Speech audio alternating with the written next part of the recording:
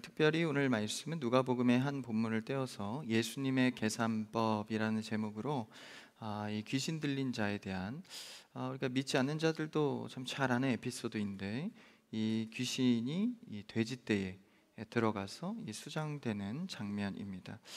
이 본문은 너무 유명해서 다른 공간복음서에서도 다 등장하는 이야기입니다. 이 강도사님, 비도 오는데 이 귀신 이야기를 또 가져오셔서 귀신은 이제 우리가 TV나 매체에서 생각하는 이미지와는 사뭇 많이 다릅니다. 그래서 우리가 귀신은 늘 인식해야 되고 또 그 존재를 인정해야 합니다. 근데 우리가 뭐 TV에서 나오는 이게 놀래키고 무섭게 하고 그런데 귀신의 존재가 의미가 있지는 않습니다. 오히려 예수님 앞에서는 이 귀신이 참 오늘 장면에서는 그렇게 무서운 존재는 아닙니다. 그래서 우리가 무섭게만 생각할 것이 아니라 그 특징과 의미를 바로 알고 그리스도 안에서 더욱 승리하는 신앙인 되기를 축복합니다. 그래서 그리스도 안에 있으면 두려울 것이 없습니다. 오히려 우리가 더 큰 승리를, 더 큰 은혜를 누리게 되는 것이죠. 그래서 이 공간복음서엔 다 나올 정도로 유명한 스토리이면서 오늘은 그 중에서도 좀 자세한 내용을 다룬 누가복음을 택해서 좀 보도록 하겠습니다. 이제 광인이 등장하고 귀신 들린 자죠. 그리고 돼지떼가 또 등장합니다. 그 현장에 예수님께서 이제 등장해서 여러 가지 일들이 벌어지게 되는데, 우리가 아는 그냥 귀신 얘기로만 취급할 것이 아니라 예수님께서 이 본문을 어떻게 우리에게 전하고 있고 또 이 장면에서 예수님의 행적이 어떠한지를 초점을 예수님께 맞춰서 좀 보아야 합니다. 한번 첫 절을 읽어볼까요? 26절 같이 읽읍시다. 시작. 그들이 갈릴리 맞은편 거라사인의 땅에 이르러. 이 거라사인의 땅에 이르렀다라는 이 내용이 굉장히 중요한데, 거라사인의 땅, 그러니까 이방 땅을 의미합니다. 근데 이 지역이 약간 국경 지역하고 좀 애매하게 돼 있어서 유대 지역과 또 이방 지역의 교류가 있을 수 있는 그 지역이었습니다. 그러니까 서편에는 좀 유대가 활발하고 또 동편으로 갈수록 이제 이방인 지역이겠죠. 그래서 이방인 지역 쪽에 가까운 거라사인의 땅에 이르르게 됩니다. 이르렀다라는 것은 이제 목적한 곳이었다라는 것이죠. 그것이 이제 앞절에 좀 보면 22절에 호수 저편으로 건너가자라고 말씀하시죠. 이에 떠나 이렇게 나옵니다. 그래서 뒤로 와서 26절 문단에서 그 땅에 이르르게 되죠. 그러니까 예수님께서 직접 가자고 명하신 땅입니다. 항상 그렇게 예수님께서 노골적으로 가자고 하신 땅에는 기다리는 사건이나 특별히 불쌍히 여겨지는 인물들이 있습니다. 예수님은 항상 이 지역보다는 이 만나고자 하는 인물에 초점을 맞춥니다. 사람들은 불편해하죠. 당신은 유대 지역과 로마 지역, 어떤 이런 지역성의 특성이 강했기 때문에 예수님께서 그걸 무시하고 이제 영혼을 만나러 갈 때 사람들은 불편함을 많이 느끼곤 합니다. 우리도 역시 마찬가지죠. 지역색, 요새는 지역색이 좀 많이 무뎌졌지만 그래도 자신의 어떤 정체성의 어떤 그런 그룹들이 있습니다. 근데 우리 성도들은 주 안에서 볼 수 있는 눈이 필요한 줄 압니다. 그래서 영혼에 초점을 맞춘 관계를 해야 하는 것이죠. 예수님이 그러했다라는 거예요. 그래서 그 땅에 가자고 하실 때 26절에 그 땅에 이르렀다. 여러분, 예수님이 명하신 길은 무조건 도착하게 되어 있습니다. 여러분, 주님께서 우리에게 명하신 것은 반드시 이루어집니다. 이것을 기억해야 되는 거죠. 그래서 그 땅에 이르르게 됩니다. 27절 그 다음에 어떻게 하시나요? 27절 읽어볼까요? 시작. 예수께서 육지에 내리심에 그 도시 사람으로서 귀신 들린 자 하나가 예수를 만나니 그 사람은 오래 옷을 입지 아니하며 집에 거하지도 아니하고 무덤 사이에 거하는 자라. 예수님께서 이제 광인, 귀신 들린 한 사람을 만나게 됩니다. 그런데 무덤 사이에 거했대요. 좀 무섭습니다. 그런데 이것은 이제 오늘날 무덤의 이미지로 생각하면 좀 무서운데, 당시는 그렇지 않습니다. 이제 집처럼 생긴 무덤들이 있었는데, 이제 그 동굴 이상으로 건물적인 집 같은데 들어가면 그 밑에, 집안 밑에 이제 사람을 묻게 됩니다. 그럼 그 공간은 무엇으로 쓰이느냐? 이 당시 이제 여기서 말하는 무덤은 로마식 무덤을 말하는데, 그 그곳에 가서 제의, 그러니까 제사를 드립니다. 당시에 이제 이방 로마 제국 가운데 이방 지역들은 특히 지금 이 거라사인의 땅에는 이제 우상 숭배하는 문화가 굉장히 만연했습니다. 그러니까 예수님께서 복음을 전할 때 이렇게 우상이 많은 지역을 직접 넘어가 이제 복음을 전하는 것이죠. 그래서 땅에 이 사람을 묻고 그 위에서는 공간을 만들어서 음식물도 올리고 제사를 지내는 공간이었습니다. 그러니까 이 공간은 먹을 것 없고 가난한 이들이 실제 이 무덤 사이에 들어가 살았던 사람들이 많았습니다. 그리고 유대인들도 이제 예수님을 믿는 이유로 쫓겨 다닐 때 이제 카타콤이라고 들어보셨죠? 그래서 지하 무덤을 말하는데 그곳에 숨어들어서 이제 생명을 유지하는 그런 진리를 붙들고 있는 사람들도 도망했던 곳입니다. 그래서 귀신 들린 자도 아마 사람들에게 배척당하고 이제 방치되어서 이 무덤 사이로 쫓겨온 것으로 보입니다. 그래서 갈 곳이 없으니까 이 무덤 사이에서 드려진 제사 음식을 먹으면서 살았던 것 같습니다. 그래서 이런 무덤 사이에 거하게 되는데, 이제 오늘 이 거라사인의 땅, 거라사라나 하는 곳에 이제 유대 땅에 속하는 지역도 있지만 조금 국경 애매한 지역에 이제 예수님께서 발걸음하게 되는데, 오늘 주제 이제 돼지떼가 또 나옵니다. 돼지라고 하면 오늘날에 이게 참 맛있는 목축업이지만 당시에는 유대인들이 가장 부정하게 저주스러운 짐승이 바로 돼지였습니다. 보지도 만지지도 먹지도 않죠. 근데 이 로마 제국 가운데에는 이 돼지를 좋아하는, 그러니까 흔히 그 제사를 드리거나 자신들이 유행처럼 먹던 이 지방이 있었습니다. 그러니까 유대인들에게는 저주의 동물이지만 이방 땅에서는 제사 드릴 때 쓰였던 동물인 것이죠. 그래서 돼지떼가 산에서 먹고 돼지를 치고 있던 또 곳입니다. 무려 2,000마리나 있었죠. 굉장히 큰 규모입니다. 오늘날에도 이 축산 농가 중에 2,000마리를 키우는 농가는 이게 쉽지 않죠. 그렇게 크게 운영할 정도로 유대 땅과 이방 땅 사이에 있는 이 거라사인 곳에서 이제 매우 불편한 이 돼지떼의 행렬이 있었다라는 것이죠. 그러니까 이 유대 땅과 이 이방 땅의 국경을 두고 있는 지역에 예수님께서 넘나들면서 이제 하시고자 하는 유대와 이방 땅의 경계를 허물면서 예수님께서 전하고자 하는 복음의 의미들이 있다라는 것이죠. 그것을 오늘 우리가 추적해 가는 것입니다. 이 구역은 데가볼리라는, 우리가 좀 들어봤을 법한 데가볼리라는 이제 행정구역의 10개 도시 중에 이제 거라사 땅이 있는 건데, 그 데가볼리라는 큰 10개 도시의 연합을 말합니다. 이 지역은 앞서 설명했듯이 우상 숭배가 만연한 지역이었습니다. 로마의 건속 아래 수많은 제사들을 드리고 그 당시 이방인들의 최고 제사 품목이 돼지이기도 했죠. 그래서 돼지를 기르는 것을 볼 때 유대인 입장에서 매우 죄와 가까운 곳, 유대인들이 거리론 가깝지만 영적으로는 멀리하는 곳으로 볼 수 있습니다. 이런 영적인 문제와 또 편견들 속에 어우러진 이 현장 속에 예수님이 등장했다라는 것이죠. 그래서 이방인과 섞일 수 있는 구조의 땅 속에서 이제 데가볼리는 예수님이 그 전에 한 번 또 가셨는데 배척을 당했던 지역이기도 합니다. 예수님의 행보는 그것과 상관없이 만날 자를 위해서 가셨다라는 것이죠. 이런 사정 속에 이 광인을 만나게 됩니다. 그러니까 귀신의 세계와 하나님 나라의 선포와 그리고 사람의 시선, 인간의 세상, 세 가지의 현장이 하나로 뭉쳐서 드러나지고 있는 것이죠. 그러니까 오늘 영적으로 굉장히 깨어 있어야 하는 본문입니다. 이 속에 우리가 지금 있는 거거든요. 그래서 육지에 내려서 이 변방 호수 근처에서 그 도시에 이 귀신 들린 자를 만나게 되죠. 그 27절 방금 읽은 내용인데, 이제 그 도시에 있던 자, 그 도시의 사람으로서 귀신 들린 자. 사실 이쪽은 호수 근처에 가깝기 때문에 이 도시와는 조금 거리가 있는 곳입니다. 그러니까 돼지가 그 호수 쪽으로 밀려 수장되지 않습니까? 근데 그 도시 사람이라고 하는 것을 볼 때 밀려왔다라는 것을 볼 수 있는 것이죠. 사람들이 귀신 들린 자를 방치하면서 밀려 나온 것입니다. 그러니까 그 땅, 도시 더 가까운 곳에는 훨씬 더 많은 이제 귀신과 우상이 있을 것으로 보여집니다. 그러면서 27절 그 상황을 설명하고 28절에서는 예수를 보고 지금 귀신이 소리를 치며 말을 거는 겁니다.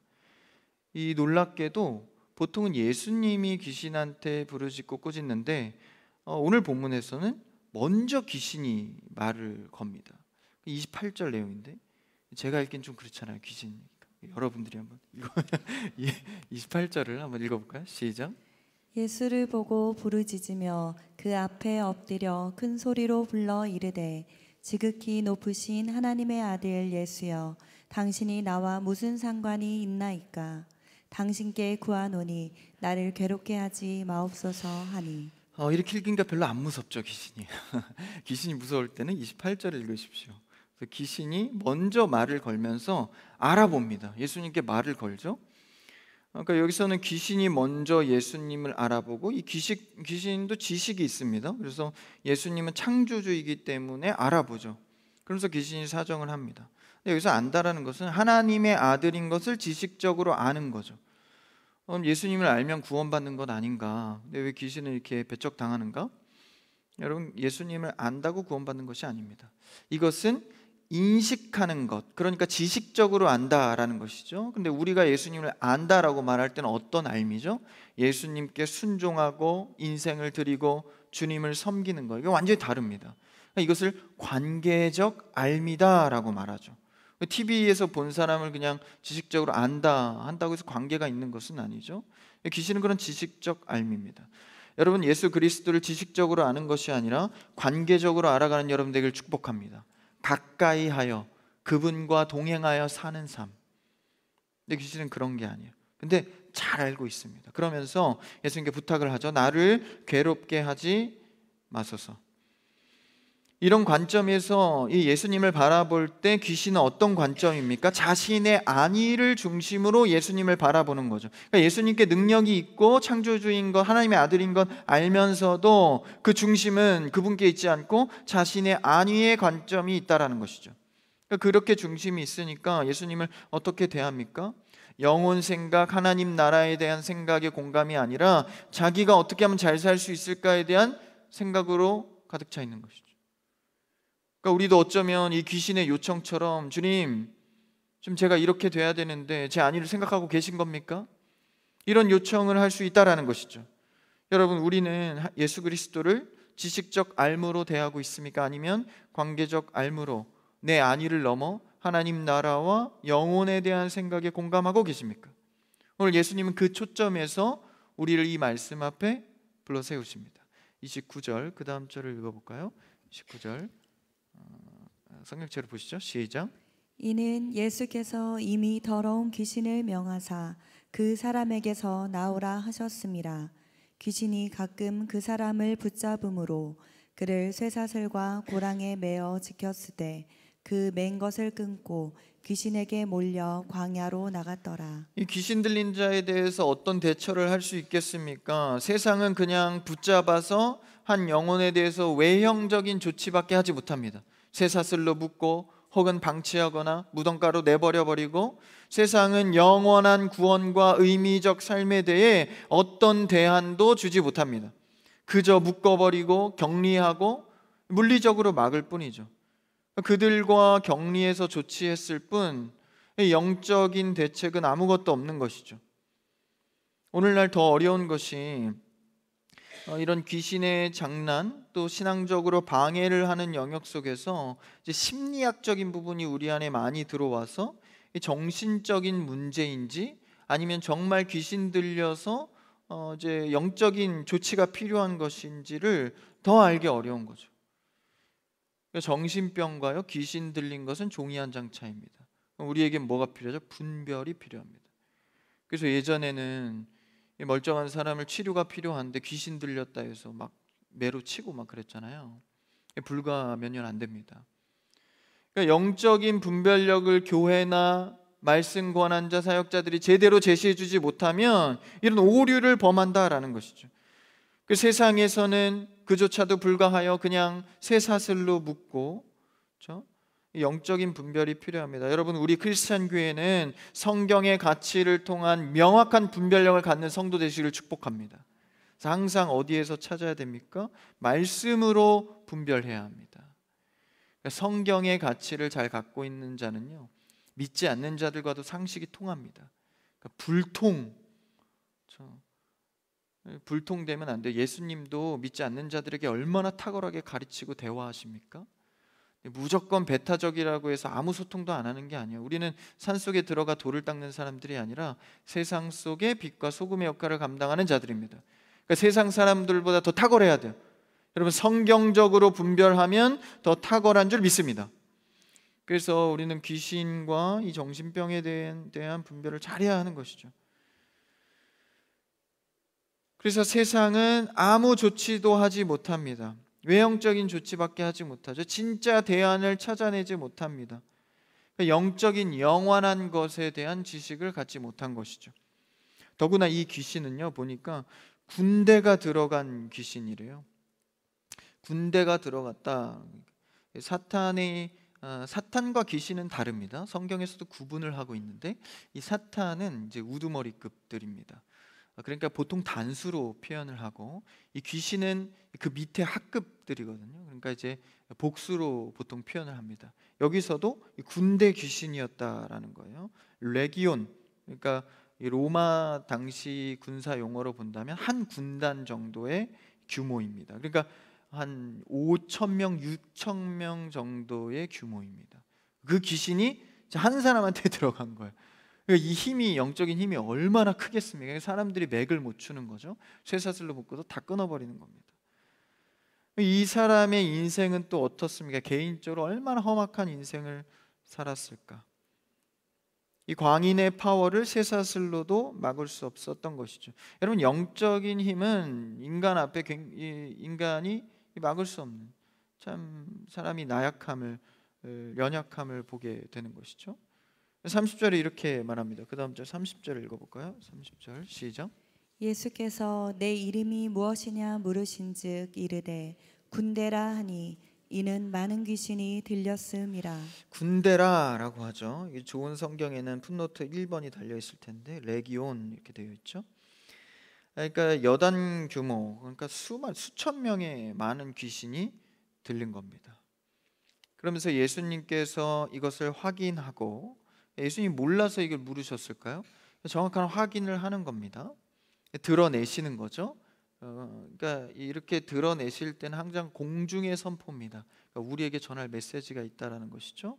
그러면서 명령하십니다. 31절 읽어볼까요? 31절 시작. 무적행으로 들어가라 하지 마시기를 간구하더니. 이제 귀신이 계속해서 타협을 합니다. 그러면서 무적행으로 들어가라고 하지 마십시오. 무적행은 한번 선포되면 영원한 이 지옥 그 끝에죠. 끝으로 빠지는, 그러니까 밑에가 빠졌다. 그러니까 더 이상 올라올 수 없는 나락을 말합니다.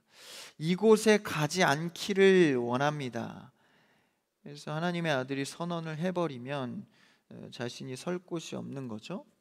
그래서 마가복음에서도 나오는데 자신이 이 지방 지역에서 내보내지 말라고 요청을 하는 거죠. 무적행은 이제 장소적인 의미를 갖습니다. 그러니까 지금 있는 이 지역에서 다른 이 무적행이라는 지옥불로 던져지지 않기를 원하고 있습니다. 그러니 이 데가볼리 사람들을 보니까 이 귀신이 너무 잘 넘어오는 거예요. 이 우상 지역이 얼마나 놀기 좋습니까? 귀신들이 때 되면 우상 숭배하면서 자신들의 쾌락과 안위를 위해서 사는 사람들에게 너무나도 귀신이 좋은 겁니다. 놀기 좋은 거죠. 놀이터가 된 겁니다. 우상 숭배, 제의적 행위 발달한 곳에서, 여러분, 이 사탄의 귀신의 특징은요, 넘길 자를 너무나 잘 알아서 머무려는 특징이 있습니다. 한번 걸려들면 잘 안 떨어져요. 머무는 특징이 있기 때문에. 그래서 시편에서도 이렇게 고백하잖아요. 악인의 꾀를 따르는 자, 그렇죠? 그 죄의 길에 걷는 자, 머무는 자.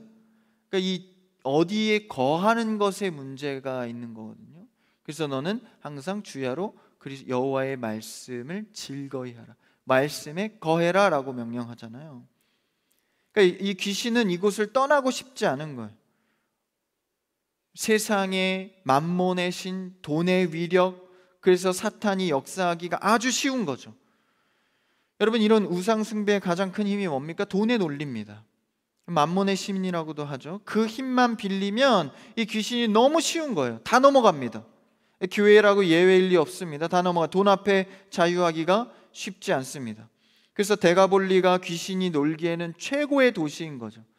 여러분, 우리의 마음이 데가볼리와 같은 귀신의 놀이터가 되지 않도록 항상 겸비해야 하는 것이죠. 여러분, 영적으로 지지 않도록 그리스도 안에 거하는 여러분 되기를 축복합니다. 주야로 여호와의 말씀을 즐거이 하며 그곳에 거하는 것이죠. 비가 오나 눈이 오나 오늘도 여러분들은 금요 예배에 거한 줄 믿습니다. 거하는 게 굉장히 중요해요. 그래서 오늘 인사할 때 자리를 잘 지키자고 했는데, 거하는 문제에 대해서 이 사탄은, 귀신은 자꾸 그렇지 않은 자들, 다른 곳에 거하는 자들 속에 머무려 하는 특징이 있다라는 거예요. 그래서 요셉도 유혹을 물리칠 때 막 힘써 나섰습니까? 어떻게 유혹을 이겼죠? 자리를 피하여 이겼습니다. 그러니까 대부분의 죄들은요, 막 힘써 싸우는 게 아닙니다. 자리를 달리해서 이기는 겁니다. 여러분, 세상의 자리보다 하나님의 자리, 말씀의 자리, 예배 자리에 거하는 여러분 되기를 축복합니다. 우리 옆 사람과 인사해 볼까요? 예배 자리에 거합시다. 오늘 또 왜 이렇게 많이 오셨어요? 이 본문을 들으시려고, 자리를 지키려고. 그렇죠? 복 있는 사람 악인의 때를 따르지 않습니다. 죄인들의 길에 서지 않습니다. 오만한 자들의 자리에 앉지 않습니다. 오직 여호와의 율법을 즐거이 하는 것이죠. 어디에 거하는가의 문제에 걸려 있다라는 것입니다. 그래서 귀신은 이곳에서 떠나고 싶지 않은 거예요. 야, 이렇게 때 되면 우상 숭배하고, 그렇죠? 이런 자들에게, 그러나 이 자리가 결국 이끄는 자리는 어디입니까? 예수 그리스도의 결론으로는 무적행으로 이끈다라는 것이. 지금은 좋으나, 지금은 좋사오니, 여기가 좋사오니 했는데 그것이 나를 어디로 이끌었습니까? 예수님의 평가는 무적행으로 들어가라. 그러니까 여러분, 당장 좋은 자리라고 쉽게 거하지 마십시오. 그래서요, 여러분, 하나님께서 어떻게 평가하실까를 두려워하셔서, 야, 이 자리에 거할 때 나중에 내가 어느 자리에 서게 될 것인가를 기억하셔서 지금의 자리를 불편하더라도 하나님이 원하시는 자리로 바꿔내야 합니다. 이 길이 나를 어디로 이끌 것인가. 오늘 예수님께서 말씀하시잖아요. 29절에 이미 더러운 귀신을 명하사 그 사람에게서, 아니죠, 이거 31절에 무적행으로 들어가라. 그 자리에 있던 자가, 결론이 그렇게 나는 것이죠. 그 다음 우리가 32절, 그 다음 절 읽어볼까요? 32절 시작. 마침 그곳에 많은 돼지떼가 산에서 먹고 있는지라 귀신들이 그 돼지에게로 들어가게 허락하심을 간구하니 이에 허락하시니. 마침, 야, 운이 좋아서 때마침, 그게 아니라 우리 입장에서는 마침인데 예수님께서는 이걸 위해서 하신 겁니다. 지금 이곳에 돼지떼가 있는 거죠. 이것이 예수님께서 명령하신 일에 대한 이제 한 그림입니다. 그러면서 여기서 예수님께서 명령하신 게 아니라요, 사실 보면 32절에 보면 많은 돼지떼가 있는데 누가 요청합니까? 귀신들이 그 돼지에게로 들어가기를 원하죠. 귀신이 먼저 간청을 합니다. 예수님은 그 간청을 어떻게 하십니까? 허락하시죠. 그러니까 귀신이 들어가고 싶으면 그냥 들어가면 되지 왜 허락을 구했을까? 이미 예수 앞에 서게 됐죠. 그러니까 예수님께서 그 주권이 있다라는 것을 알고 있습니다. 차라리 무정행으로 들어갈 바에 예수님, 돼지로 내가 좀 들어가게 해주십시오라고 이제 귀신이 요청을 하는 것이죠. 그래서 그 요청을 허락하십니다. 그러면서 귀신을 그 영혼에서 쫓아내시고 그 돼지는 물가에 가서 다 수장되어 죽게 되는 것이죠. 예수님은 지금 이 사건에서 한 영혼의 가치를 우선했습니까? 아니면 돼지 2,000마리의 재산을 우선했습니까? 오늘 말씀은 예수님께서 한 영혼의 가치를 우선해서 이 돼지 2,000마리에 들어가는 것을 허락합니다. 여러분, 돼지 2,000마리라고 하면 100마리만 돼도 그 수가 가늠이 되기 어려운데 2,000마리의 재산, 그렇죠? 제가 또 이렇게 좀 계산을 좋아해서 쓸데없는 계산을 해봤어요. 이렇게 당시 최저임금 기준으로 한 데나리온으로 오늘날 최저임금으로 계산할 때 하루에 한 10만 원 많이 잡아서 그랬을 때 한 달 임금이 돼지 한 마리 임금 당시의 계산으로 15데나리온 뭐 이상이 될 텐데 그 정도의 재산 가치로 했을 때 이 돼지 2천 마리는 30억 원 이상의 가치입니다. 그러니까 뭐 공동 소유였든 개인 소유였든 어쨌든 30억 원 되는 가치를 아무렇지 않게 예수님께서 귀신 들어가서 죽는 것을 허락하시죠. 그러니까 이 돼지 속에 들어가면 귀신이 살 줄 알았는데 또 이게 이 예수님께서 돼지를 또 물 속에 수장하잖아요. 그러니까 예수님은 개인의 어떤 이 영혼에 대해서 한 사람의 영혼에 대해서 집중하고 있는 걸 보죠. 우리가 좀 쓸데없는 생각을 해보면 그 2천 마리 소유하고 있던 주인은 또 뭐가 됩니까? 뭐 이런 오늘은 그 초점이 아니긴 합니다. 너무 마음대로 하는 것이 아니냐라고 할 수 있지만 여러분 예수님은 사람들의 평가에 옳은 일을 하시는 분이 아닙니다. 예수님이 하신 일이 옳습니다. 그러니까 우리가 세상의 기준으로 자꾸 이 말씀을 풀이하다 보면 한도 끝도 없는데 그러니까 주권자 그리고 창조주 그분이 하신 일이 옳죠. 그분의 계산법이 옳습니다. 그러니까 예수님의 계산법으로 본다면 누구의 소유다 하더라도 주님이 창조주 소유주가 되시니 돼지 2천 마리의 그 30억 원이 넘는 가치보다 한 영혼을 소중히 여기시는 것을 볼 수 있는 것이죠. 그것에 이르러야 한다, 가야 한다. 이르렀을 때 이 영혼을 위해서 사탄 마귀 귀신을 쫓아내시고 그 영혼을 구하는 겁니다. 아무리 악하다 할지라도 하나님은 영혼을 사랑하십니다. 그 영혼을 구하는 것이죠. 여러분 우리의 마음은 어디를 향하여 있습니까? 유대인이든 이방인이든 영혼을 사랑하는 마음의 가치에 자리하고 있습니까? 아니면 내 재산 그리고 인간적 계산법을 통해서 평가하고 계십니까? 예수님의 계산법은 오늘 달랐다라는 것이죠. 그렇게 귀신은 예수님께 요청하면서 예수님께 말하지만 더 이상 사람 안에 머물 수 없게 되어서 무정행보다는 자신이 활동하는 지역을 떠나지 않으면서 돼지떼에 있는 게 낫겠다. 그러니까 그만큼 귀신은 어떻게 해서라도 머물려는 특징이 있는 거예요. 돼지에게라도 들어가서 머물려는. 그렇죠? 그만큼 끈질깁니다. 부정한 짐승 속에라도 들어가려는 것이죠. 그렇게 들어갔는데 33절에 어떻게 됩니까? 한번 그 다음 절 읽어볼까요? 33절 시작. 귀신들이 그 사람에게서 나와 돼지에게로 들어가니 그 떼가 비탈로 내리달아 호수에 들어가 몰사하거늘 어쩐지 그냥 그 돼지가 갑자기 호수로 들어가서 몰사하게 됩니다. 예수님은 이 돈의 신, 만몬의 신 앞에 눌려있는 유대인과 이방인의 경계석상에서 이 현장에서 돼지라는 불법의 동물을 인정하지 않고 만몬의 신, 돈 앞에 우리의 영혼의 가치를 다시 세워야 한다는 것을 보여주는 것이죠. 그러니까 돈 앞에, 우상 숭배 앞에 그들은 뭘 위해 사는 겁니까? 귀신조차도 자신의 안위를 위해 살아가는 이 현장 앞에 그 돼지떼를 다 죽이고 유대인들에게는 부정한 동물이요 이방인들에게는 돈의 가치인 그를 귀신을 씌워서 다 죽여버리고 무엇을 얻었습니까? 한 영혼을 얻었다라는 것이죠. 여러분은 영혼을 위해, 교회를 위해, 하나님의 나라를 위해서 무엇을 드리고 계십니까? 아니 무엇이라도 드리고 싶어하는 마음입니까? 예수님은 그 메시지를 우리에게 던지는 것이죠. 뭐 귀신의 무서움이나 놀라운 기적을 말하는 것이 아닙니다. 그런데 이 현장 앞에 이것이 이제 소문이 나고 사람들이 알게 되는데 이 계산법 앞에 사람들의 반응이 나오면 이게 굉장히 중요하겠죠. 37절 뒤에 절입니다. 37절 한번 같이 읽어볼까요? 시작. 거라사인의 땅 근방 모든 백성이 크게 두려워하여 예수께 떠나가시기를 구하더라. 예수께서 배에 올라 돌아가실세. 이들은 아직 예수님의 계산법을 받아들일 수가 없었습니다.